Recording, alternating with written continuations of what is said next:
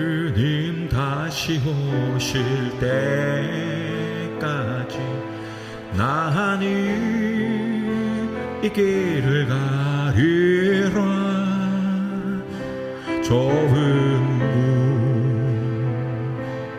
좁은 길 나의 십자가 지고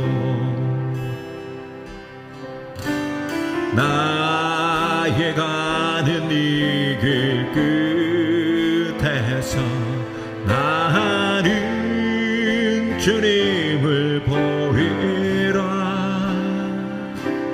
영광을 내 주님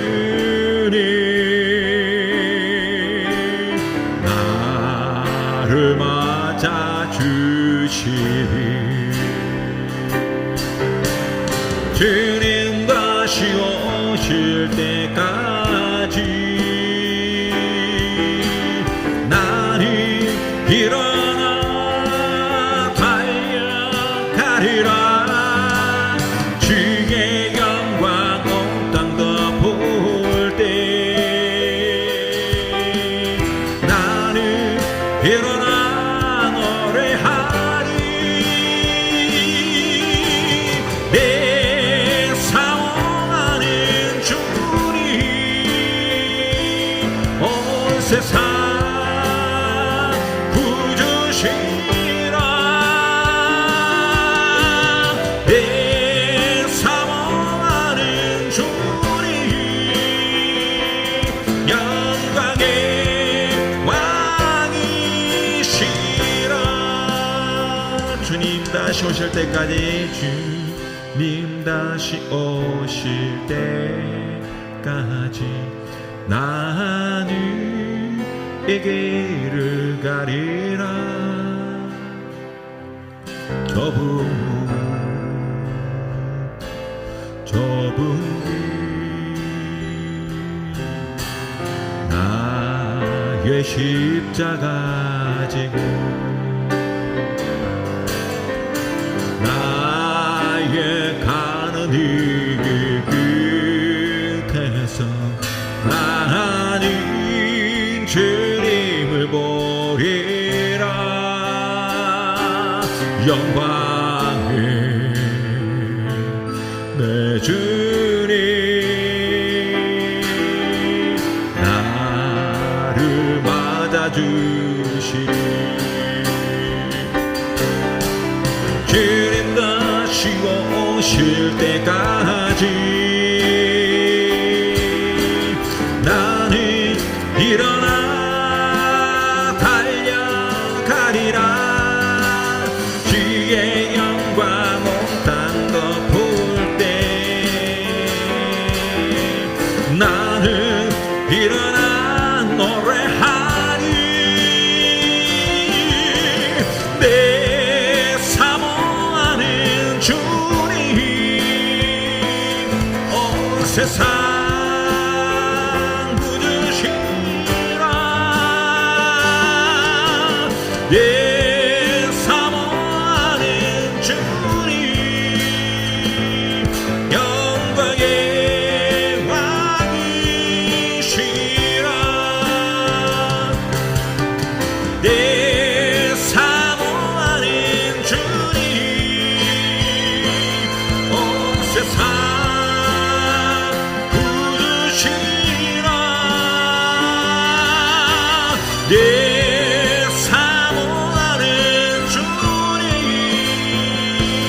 영광의 왕이시라 영광의 왕이시라 온 땅의 왕이시 영광의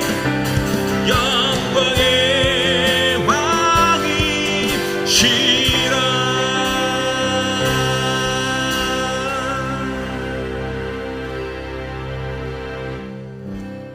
날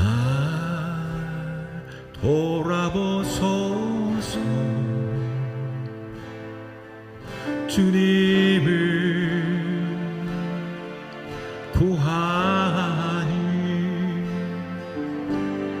주 날 용서하시고 긍휼을 베푸소서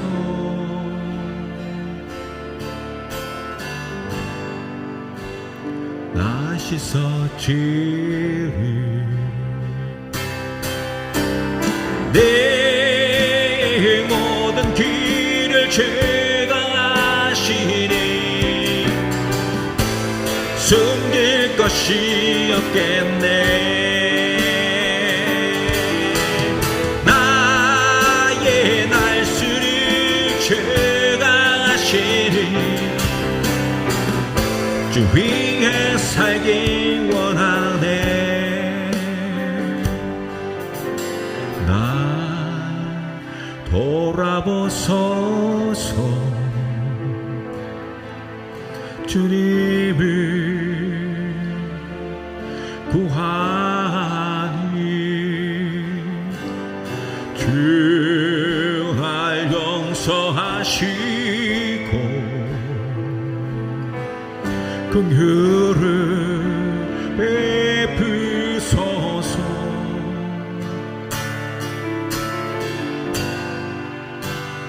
나 씻었지리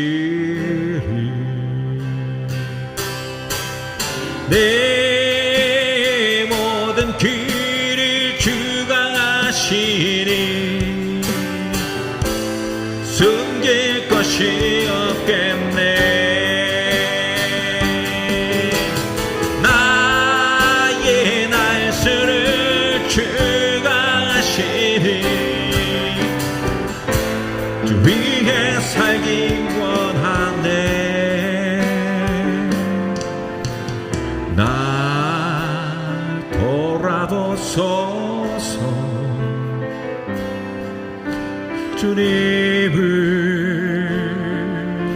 구하니 주 날 용서하시고 긍휼을 베푸소서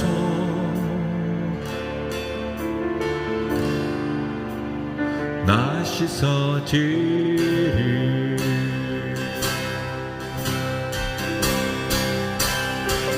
신실하신 하나님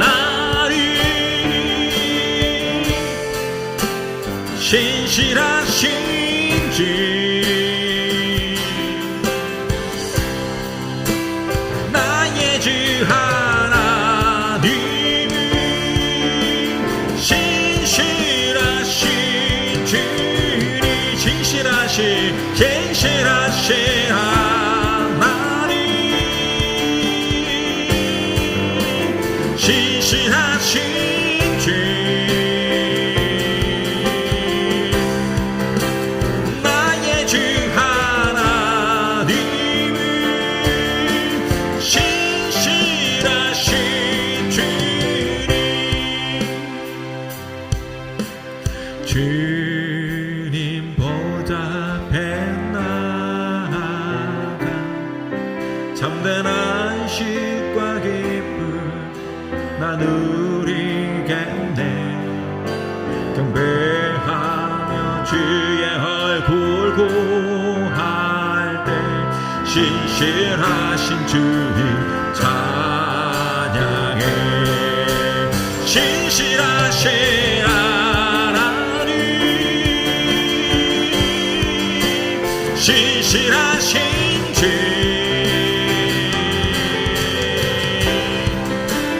나의 주 하나님은 신실하신 주니 신실하신 하나님 신실하신 주 나의 주 하나님은 신실하신 주니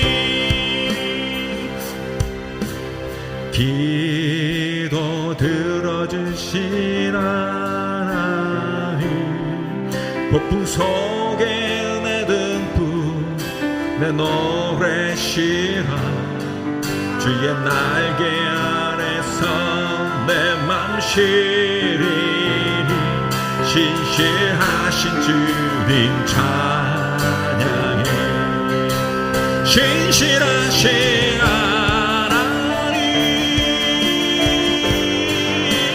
신실하신 주 나의 주 하나님은 신실하신 주님 평화 내려주신 하나님 나로 고통받는 자를 위로하게 하소서 나의 평생의 주의 사랑을 전하리 신실하신 주님 찬양해 신실하신 하나님 신실하신 주 나의 주 하나님은 신실하신 주니 신실하신 하나님 신실하신 주 나의 주 하나님은 신실하신 주 신실하신 하나님 신실하신 주 나의 주 하나님은 신실하신 주 한 번 더 신실하신 하나님 신실하신 주 나의 주 하나님은 신실하신 주님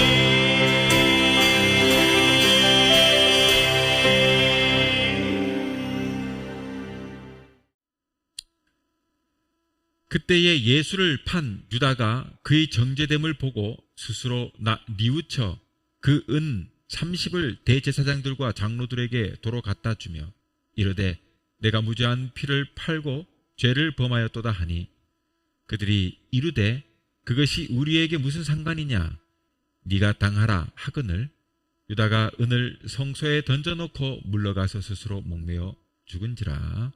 아멘.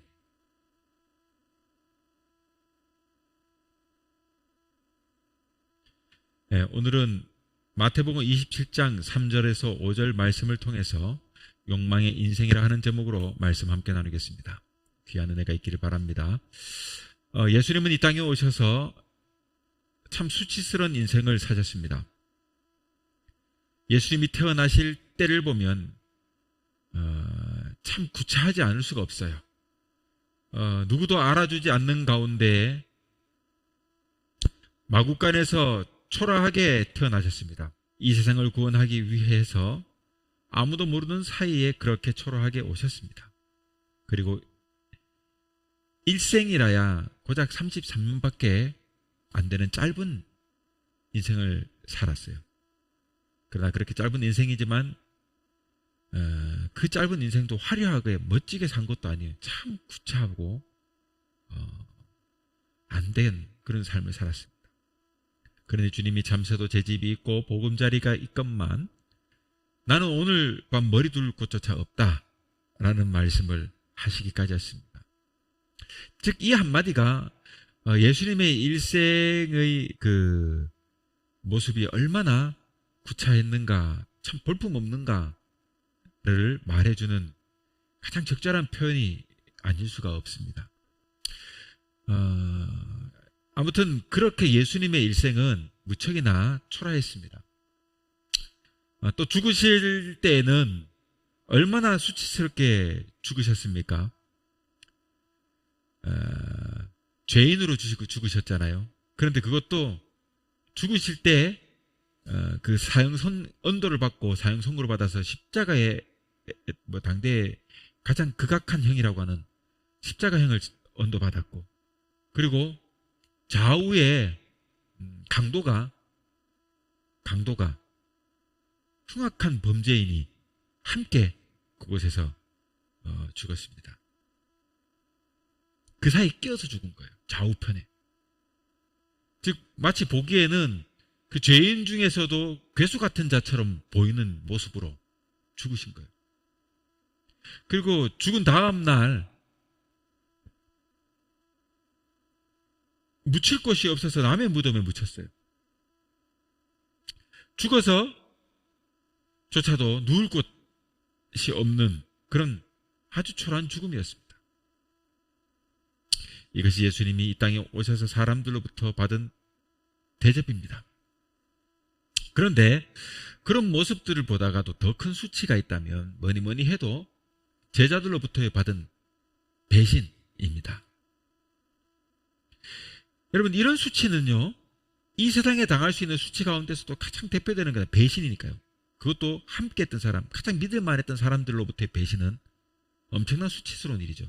그거 봐라, 야, 널 따르던 제자마저도 너를 배신하는구나, 이런 말을 들으니까 보통 수치스러운 일이 아니에요. 이렇게 배신 가운데서도 가장 큰 배신은 제자가 스승을 팔아먹는 그런 일 아니겠습니까? 이런 수치가 세상에 또 있겠습니까? 야, 그런데 그것도 배신을 당해가지고 그냥 배신이 아니라 십자가에서 죽음을 당하는 그런 배신을 당한 거예요. 그런데 이보다 더 기구한 인생이 있습니다.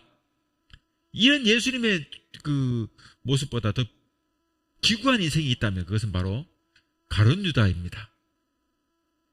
이 가룟 유다는 참으로 한심한 사람이에요. 예수님께서 말씀하신 대로 차라리 너는 태어나지 않았으면 더 좋았을 인생이다, 그런 거예요. 사람이 어떻게 자신을 가르친 스승을 팔아먹습니까? 무슨 기막힌 사연이 있기에 자기의 선생님을 다 팔아먹어요? 그 결과 이 가룟 유다에게 주어진 것이 있습니다. 뭘까요? 바로 불명예입니다. 불명예. 여러분, 사람에게 있어서 명예는 매우 중요합니다. 명예 때문에 살고 죽는 거예요. 무언가를 하거나 무슨 일을 하거나 어떤 위치에 어떤 자리에 있게 되면 혹은 사회 속에 살면 그 사람에게서 명예는요 굉장히, 그래서 그 사람이 그 명예훼손이라고 하는 우리나라에는 그 죄가 있는 거예요. 심지어 죽은 사람을 명예훼손해도 사자 명예훼손이라는 죄가 있어요. 우리나라의 그 형법에. 여러분, 이게 뭘 얘기해요? 그만큼 명예훼손은 그 한 사람이 명예라는 것은 굉장히 중요하다. 그러니까 사람이 명예가 땅에 떨어지면 그 사람은 살아있으나 죽은 사람과 같은 거예요. 여러분, 고관대작의 자리에 올라가지고 떵떵거리며 살다가 하루아침에 나락으로 떨어진 사람들 많잖아요. 우리나라도 어떤 시장도 그랬고 어떤 도지사도 그랬잖아요. 그렇게 나락으로 떨어지는 거예요. 명예가 어디 있습니까? 한순간에 무너져 버리는데. 사람이 명예가 땅에 떨어지면요, 그때부터 숨어 살게 되는 거예요. 누구를 만난다거나 거리를 활보할 수 있는 용기가 생기지 않아요. 부끄러워 얼굴도 못 들어요. 여러분, 이런 것이 죽은 목숨인 거예요. 살아있으나 죽은 것과 같은 것입니다.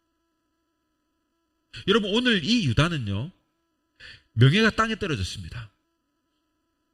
원래 이 사람은 따지고 보면 당시의 엘리트입니다. 엘리트. 당시의 엘리트였어요. 원래 이 사람은요, 나름 욕망도 있었고 야심도 있었습니다. 욕망도 있었고 야심도 있었어요. 참 꿈 많았던 그런 청년입니다. 그래서 그가 태어난 이 남쪽 지방 가룟, 이 가룟에서 남쪽인데 지금 예수님이 사역하던 것은 주로 북쪽 지역이니까요. 북쪽으로 예수님을 쫓아와 스스로 제자가 된 사람이에요. 예수께서 이 나라의 지도자만 되면 무엇인가 한 자리를 할 것으로 믿고 정말 자신은 용기 있게 고향을 떠나가지고 예수님을 찾아와가지고 제자가 된 사람이라 이 말이에요. 그게 얼마나 용기 있는 젊은이입니까? 여러분, 뭔가를 환경을 바꿔가면서 나의 꿈을 펼친다는 게 쉬운 게 아니거든요. 자기의 환경을 바꾸는 것만큼 큰 용기가, 결단이 필요한 거예요. 목회자들도 교회를 옮길 때 다른 지역으로 내가 나와 전혀 관계없는 어떤 상황의 지역으로 옮기는 건 대단한 결심이에요. 큰 용기입니다. 그런데 아무튼 그 야심이, 여러분, 이런 야심이, 여러분, 이런 희망이 잘못 사용되면 유다와 같은 실수를 범하게 되는 겁니다.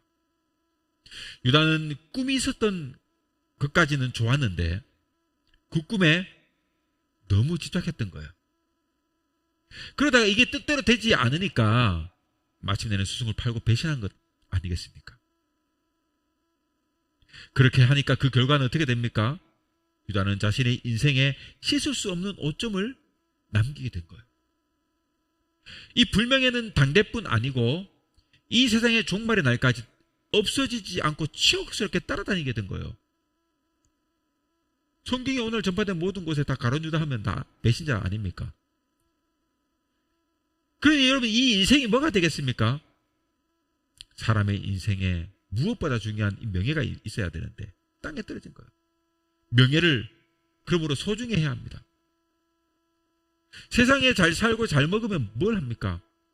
그 이름이 사람들로부터 무시당하고 짓밟히고 그렇게 살면 그 잘 살고 잘 먹는 것이 무슨 의미가 있냐 이 말이에요. 그래서 잠언에는 무엇보다도 명예를 소중히 하라고까지 하는 거예요.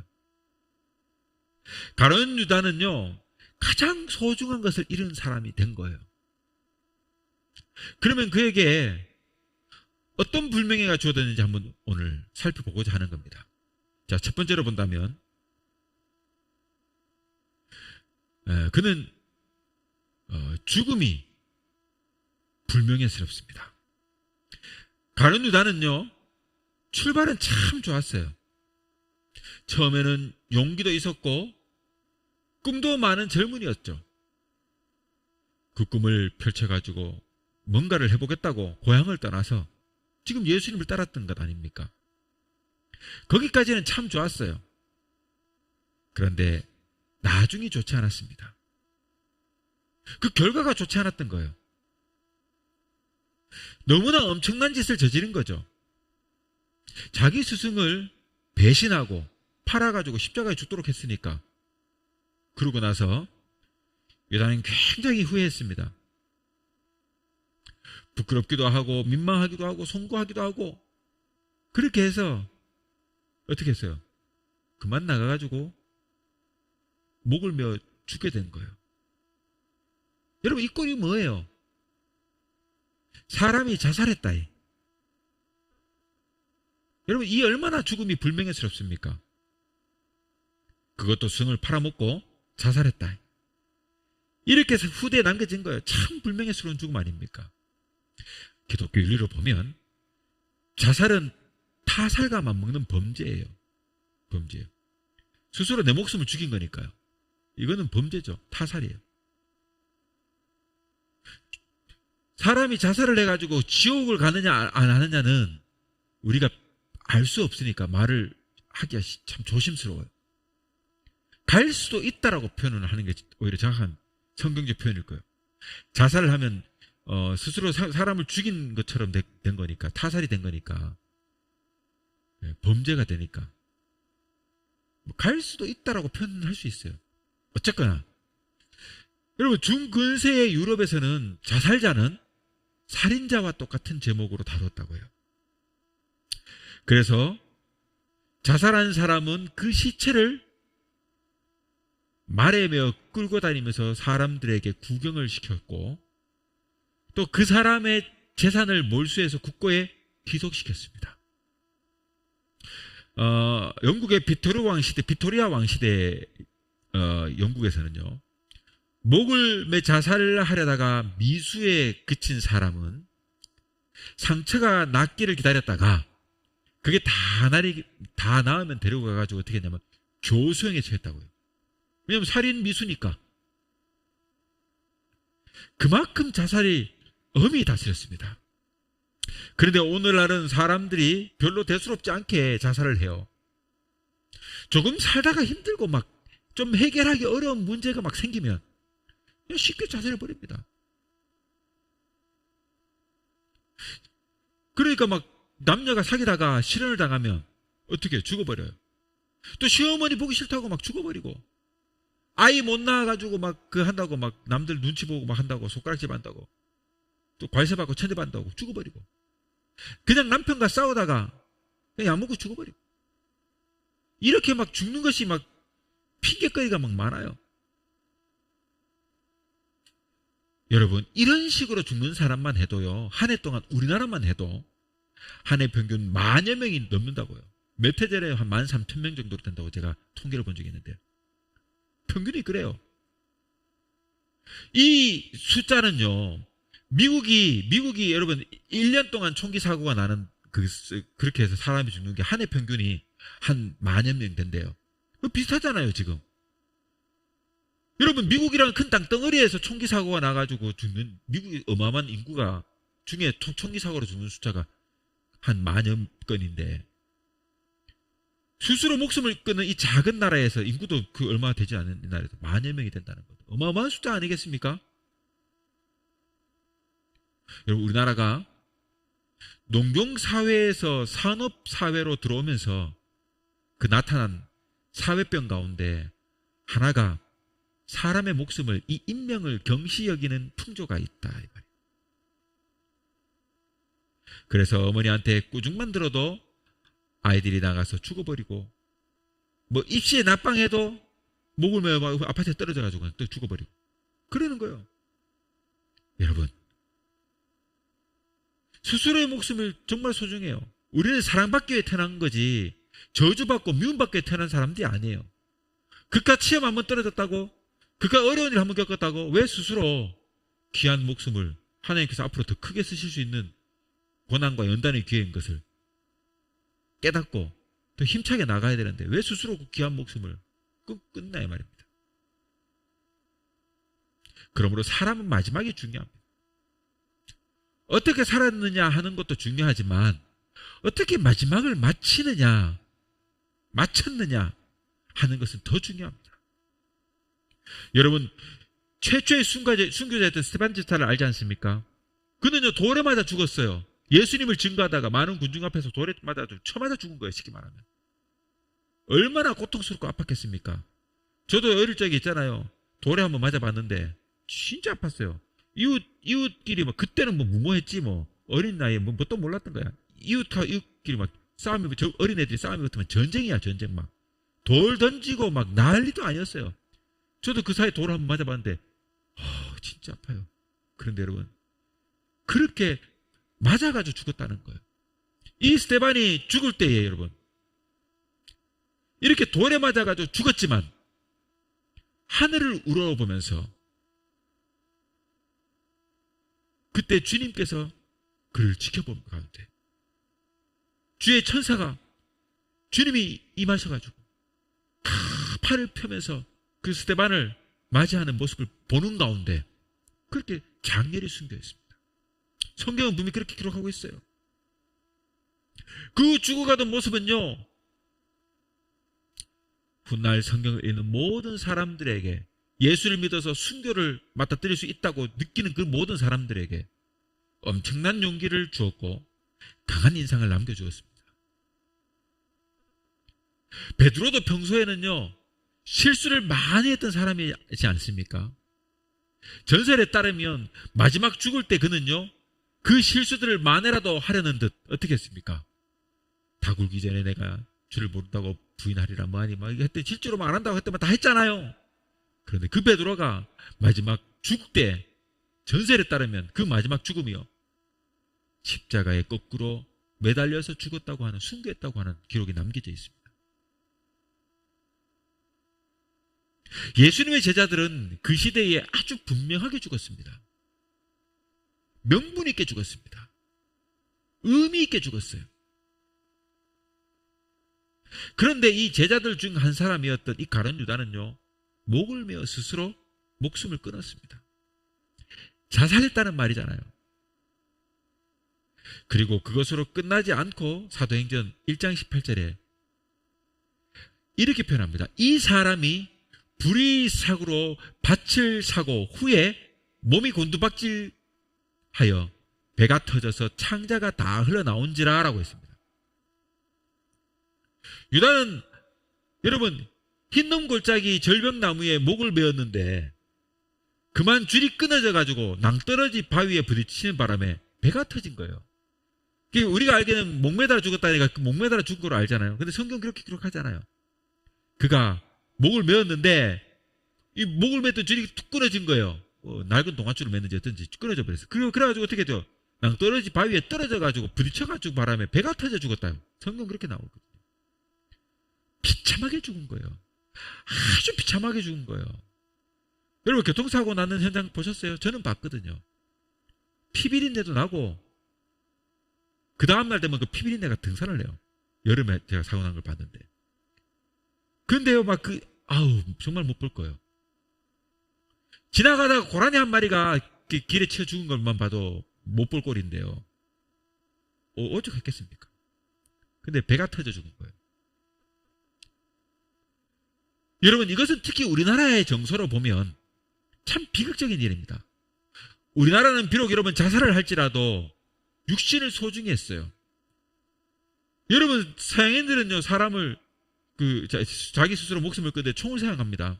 대부분. 당대에 여러분 우리가 잘 아는 문어였던 노인과 바다 그 유명한 해밍웨이 있지 않습니까? 그런 사람도 죽을 때 총구를 입에다 물고 방아쇠를 당겨가지고 스스로 자살했습니다. 그러니 그 죽은 모습이 얼마나 흉측했겠어요. 뒤에 구멍이 나가지고 뇌가 다 터져 나오고 진짜 못 볼 꼴입니다. 그 흉측한 모습이에요. 그런데 우리는 예로부터 자살을 해도 몸을 상하지 않게 했습니다. 조용히 목매서 죽었고 물에 빠져 죽었고 약을 먹고 죽었어요.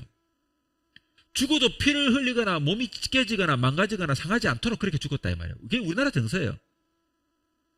그런데 요즘 아파트에서 막 떨어지거든. 그래서 사람들이 죽었어도 몸은 상하지 않은 채 그대로 있었습니다. 여러분 사형을 시켜도 그랬어요. 사형을 시켜도 몸을 상하지 않도록 보통 사약을 먹었어요. 단두대에 올려가지고 목을 잘라주게 그런 게 아니라 진짜 흉악한 범죄를 잡을 때 능지처참이라고 해가지고 알잖아요.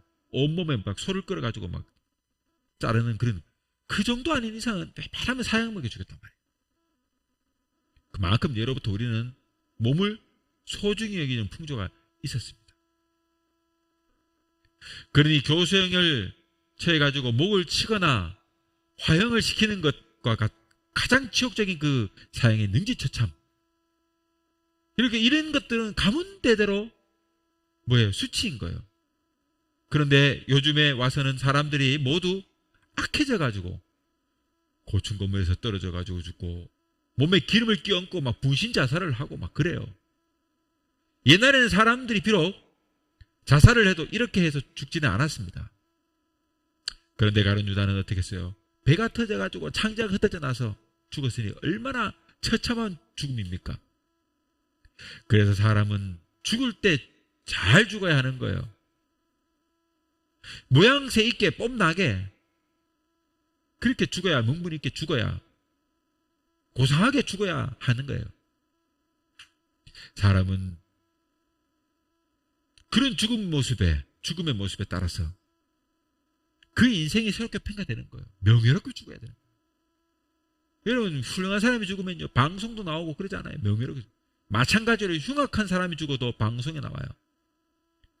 그래서 사람들이 아이고 잘 죽었다 하지, 살아있을 때 좀 잘하지, 이런 말하고, 어떤 사람은 아이고 참 좀 더 계셨어야 되는 분이 안타깝게 죽었다, 이렇게 아쉬워하고 그러는 거예요.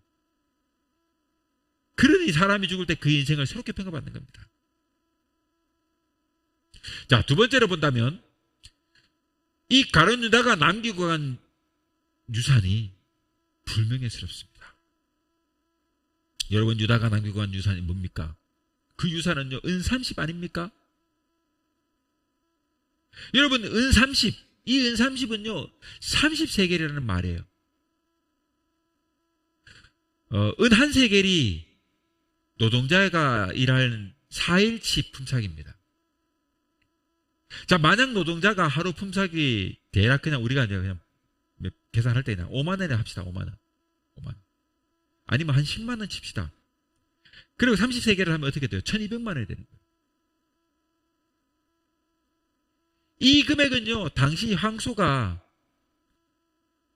노예를 받아가지고 죽이면은 노예가 소에게 부딪혀가지고 죽은 거잖아요. 그러면 소 주인이 그 노예 주인에게 배상을 하는데 한 1200만 원 정도 했다는 거예요. 노예 몸값이라는 얘기죠.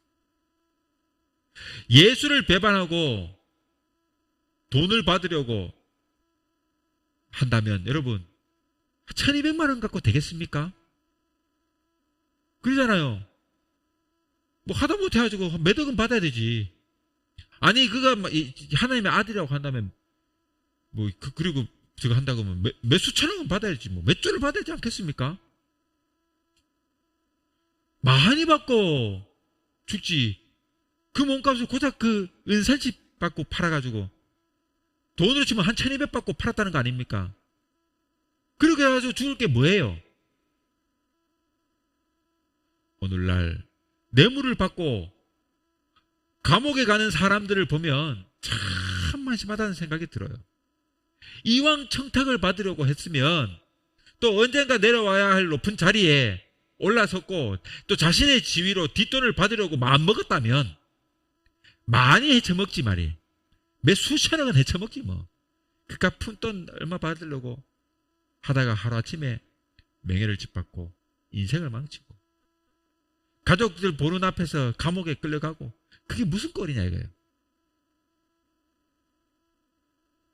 보통 그런 사람들을 보면 이미 가질 만큼 가졌기에 그 정도의 돈은 있어도 살고 없어도 살 수 있는데 뇌물을 받고 그런 불명예를 받는다 이 말이에요. 그러니 또 다 엎질러지고 세상이 다 아는데도 받으면 받았다고 그냥 시인해버리면 되는데 한살 것도 어떻게 해요? 뇌물이 아니라고 강변하는 그 모습을 보면 참 비굴하기까지 한 거예요. 이러니 가룟 유다도 참 한심한 사람 아니겠습니까? 고작 노예 한 사람의 몸값에 자기 스승을 팔아 죽게 만든 거예요. 가룟 유다는 나중에 스승을 팔아먹은 것이 후회가 되어가지고 그 돈을 가지고 제사장들에게 찾아간 것 아닙니까? 그래가지고 가가지고는 그 돈을 제사장들에게 반환했어요. 고민이 많았던 것 같아. 나는 이 돈을 못 받겠으니 니들이 다시 받아라. 니들이 다시 받아라. 그러니까 제사장들이 그걸 받습니까? 거절하잖아요. 그러니까 가룟 유다가 말합니다. 그러면 이 돈은 헌금이다. 헌금하겠다. 그런다고 그들이 그 돈을 받습니까? 그 더러운 돈은요 받지 않는 거예요. 그러니까 거절하는 겁니다. 헌금으로도 받을 수 없다. 이 더러운 돈이니까. 사람 팔아가지고, 예? 네가 네 스승을 팔아가지고 받은 돈 아니냐. 우리 이 돈 못 받는다. 이게 더러운 돈이다. 못 받는다. 그래 이걸 어떻게 헌금 받냐. 못 받는다. 그러니까 유다가 어떻게 합니까? 그 돈을 집어 던진 거예요. 그리고 돌아온 겁니다.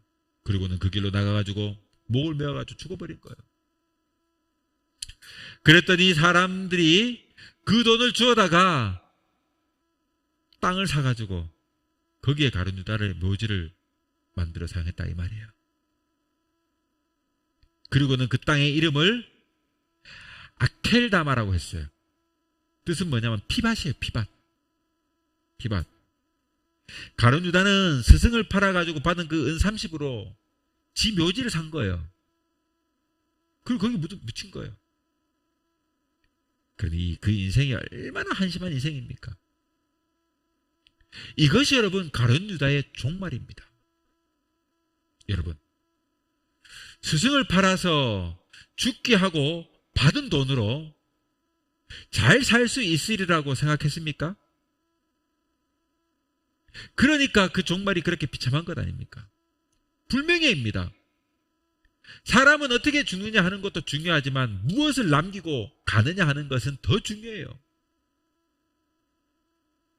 그래서 유산이라는 것은요, 뜻이 있어야 되는 거예요.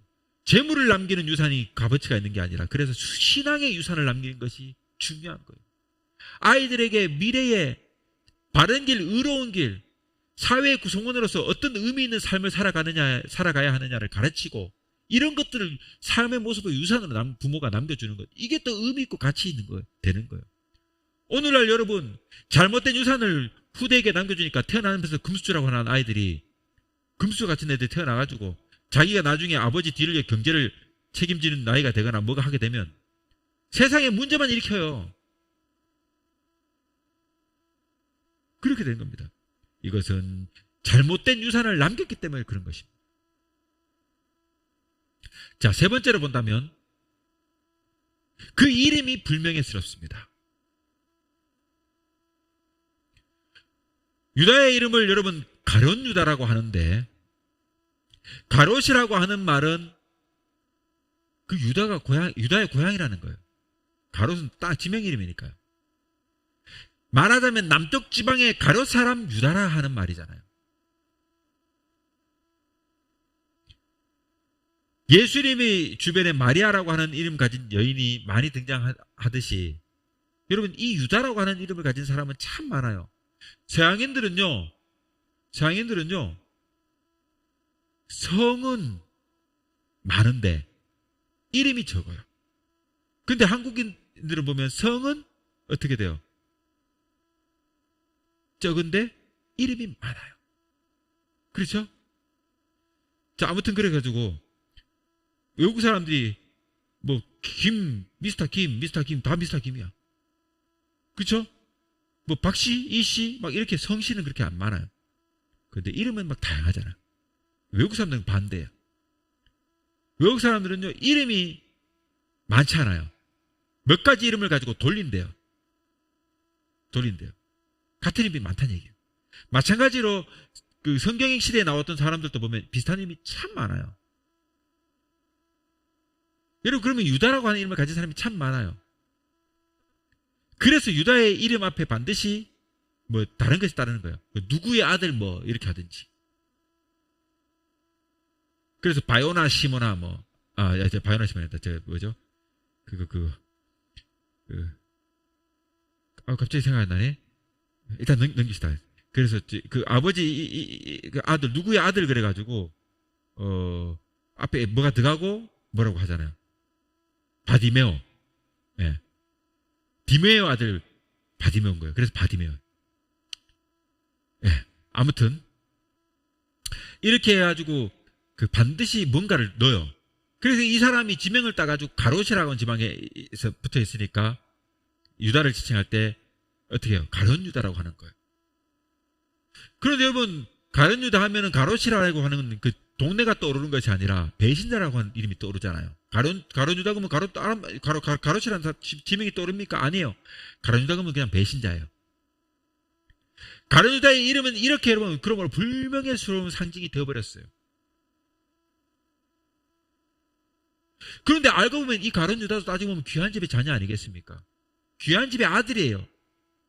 그 부모가 아이를 낳고 큰 기대를 하면서 그 이름을 유다라고 한 거예요. 유다 뜻이 뭡니까? 여호와를 찬양하라, 찬미하는 거예요. 그런 이름의 뜻을 가지고 있어요. 찬양이라고 하는 이름의 뜻을 가지고 있어요. 얼마나 좋은 의미예요. 얼마나 좋은 이름입니까? 그 이름 속에 부모들이 기대와 희망이 들어있지 않습니까? 이 유다가 예수님의 제자가 되겠다고 떠나려고 했을 때 그 부모들이 얼마나 기대를 많이 했겠습니까? 야, 그 북쪽에 우리가 들어보니까 훌륭한 선생이, 젊은 선생이 태어났다는데 갈릴리 지방을 다니면서 복음을 전한다는데 너무 그 하더라, 얘기 들었다, 가봐라, 이렇게 했지 않겠습니까? 뭐 그냥 썰이겠습니다만은 어쨌거나 부모들은 아들이 크게 성공하게 해서 돌아오기를 기대했을 것입니다. 그런데 여러분, 그 결과를 보면 참으로 불명예스럽습니다. 가룟 유다, 본디오 빌라도, 헤롯, 이런 사람들이 이러면 참 불명예스러운 이름 아닙니까? 사도신경을 배울 때도 본디오 빌라도에게 뭐 이런 말 하잖아요. 사람은 이름이 깨끗하고 명예가 깨끗해야 하는데 이들은 한결같이 욕된 인생을 살았던 거예요. 예수님의 제자들을 내보내시면서 병을 고치고 귀신을 내쫓는 권세를 줬어요.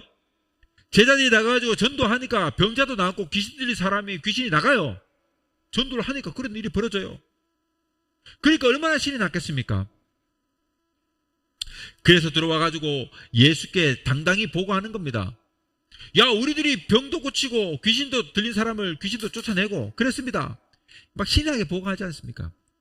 그랬더니 예수님께서 하신 말씀이 무엇입니까? 그런 것으로 기뻐하지 말고 너희 이름이 하늘에 기록된 것으로 기뻐하라 라고 합니다. 여러분, 그거 대단해 보이죠? 아닌 거예요. 내 이름이 생명책에 기록되어 가지고 구원받았다는 이것만큼 기뻐할 일이 없다, 이 말인 거예요. 여러분, 지옥불에 떨어져서 영원히 꺼지지 않는 그 불에서 여러분 고통 가운데 남은 영원을 사시겠습니까? 아니면 내 이름이 생명책에 기록되고 영원한 천국에서 주님과 함께 영화로운 삶을 사는 그 영생 복락을 누리며 살겠습니까? 그래, 이것만큼 기뻐할 일이 뭐가 있다, 이 말이에요.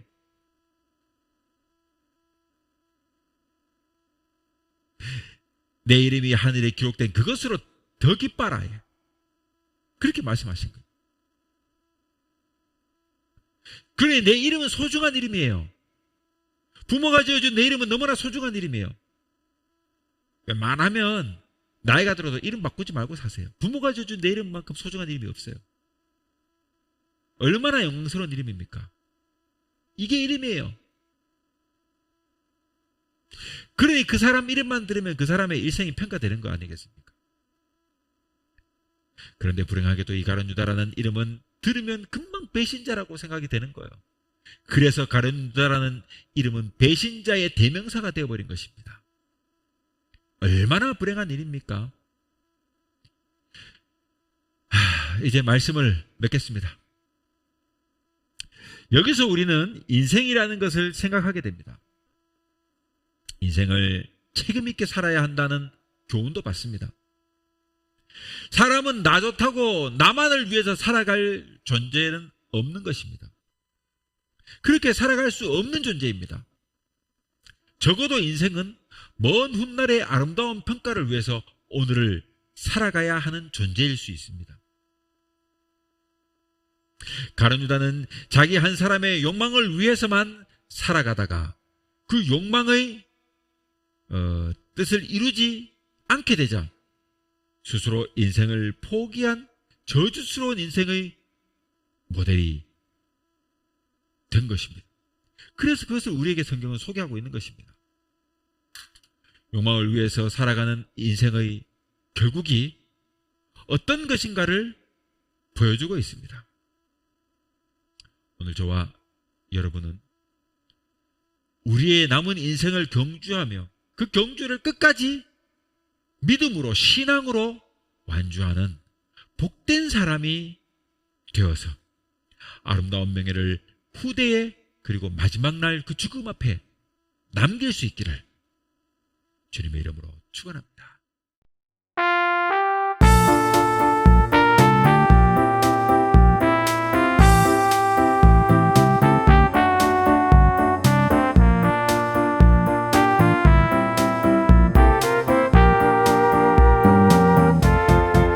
주와 함께 걷는 길 믿음으로 사는 삶 높은 꿈을 안고 나 겸손히 기도하리 시작이 작지만 주께서 크게 하시리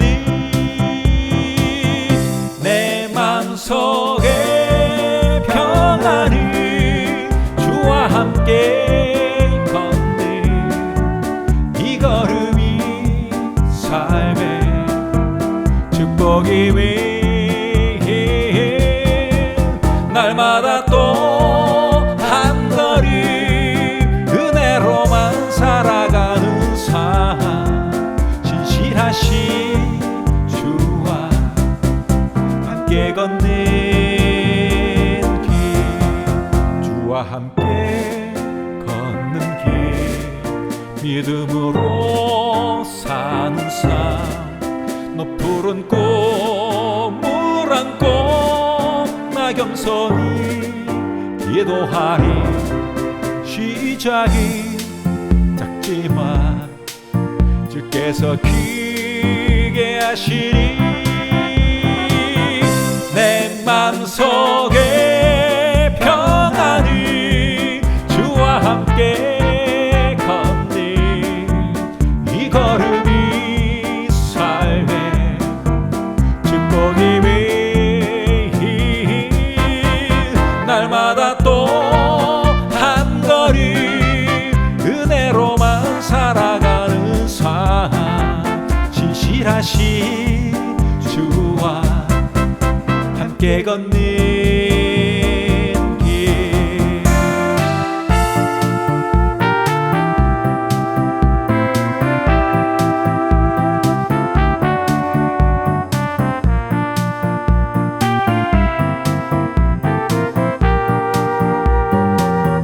내 맘속에 평안이 주와 함께 걷는 이 걸음이 삶의 축복이 위해 날마다 또 한 걸음 은혜로만 살아가는 삶 신실하신 주와 함께 걷는 길 내 맘속에 평안이 주와 함께 걷는 이 걸음이 삶의 축복이 위해 날마다 또 한 걸음 은혜로만 살아가는 삶 신실하신 주와 함께 걷는